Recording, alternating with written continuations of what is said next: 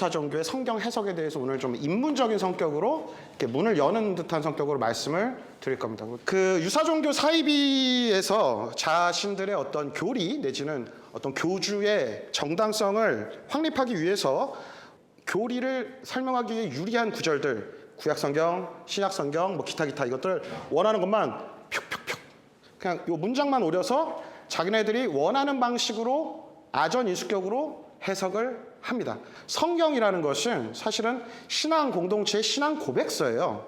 그렇기 때문에 그 신앙 고백서가 나오게 된 그 당시에 뭐 당연히 언어, 문화적인 배경, 관습, 저희 성서 공부를 했으니까 문학 장르, 굉장히 복합적인 요소들이 그 안에 녹아 있는데 지금 2020년 오늘날 이 성경 말씀을 읽는 이 사이비 유사종교에서는 그 모든 복합적인 요소들을 다 빼고서 내가 원하는 교리를 정당화하기 위한 목적으로 취사 선택해서 읽는다는 거죠.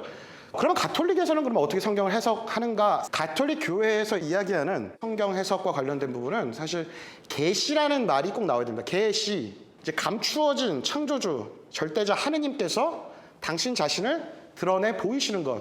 그러니까 눈에 보이지 않는 하느님, 또 인간의 그 감각, 오감으로 다 파악할 수 없는 그 하느님께서 피조물인 인간에게 먼저 당신 자신을 드러내시고 우리에게 먼저 손을 내미시고 다가오신 것, 바로 그거를 계시라고 설명을 합니다. 가톨릭 교회 교리에서 계시에 두 가지 원천이 있습니다. 성경과 성전입니다. 자, 따라해볼까요? 성경. 자, 그다음에 성전. 네. 자, 성경은 우리가 잘 알고 있는 것처럼 성경책 있죠? 제가 이따 보여드릴게요. 신약, 구약 성경책입니다. 하느님의 말씀인 성경책. 신앙 공동체, 구약의 백성들, 이스라엘 백성들, 또 신약의 백성들이 본인들의 신앙을 고백하는 신앙 고백서입니다. 근데 이제 글로 남겨진 거죠.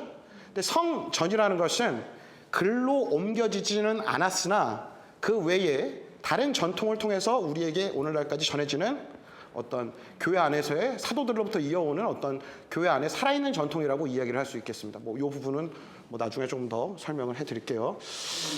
자, 가톨릭 교회에서는 아무튼 기본적으로 계시의 두 가지 원천을 성경과 성전이라고 이야기를 합니다. 그래서 개신교, 특별 개신교, 그리고 어떤 유사종교, 사이비 이런 데서는 성전을 보통 인정하지 않고 본인들이 하고 싶은 말만 합니다. 그래서 성전, 가톨릭교에서 말하는 성전을 인정하는 순간 본인들의 이 정당화 작업이 정당해지지 않거든요. 자, 그러면 사이비 유사종교에서는 어떻게 성경을 해석하는지 살짝 맛을 보여드리겠습니다. 살짝. 네, 잠깐 끊었다가요. 분장할게요.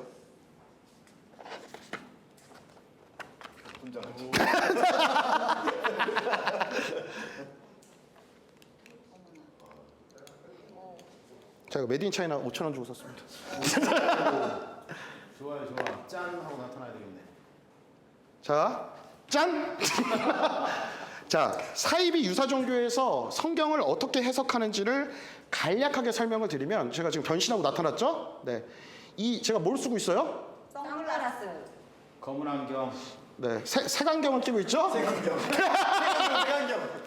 사실 답정남이에요. 답 다 정해놨어요.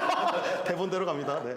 자, 색안경을 썼죠. 자, 저는 지금 이게 미러 선글라스 이걸로 보여요, 색깔이. 근데 이렇게 하면 다시 하얗게. 있는 그대로 보이는 거죠.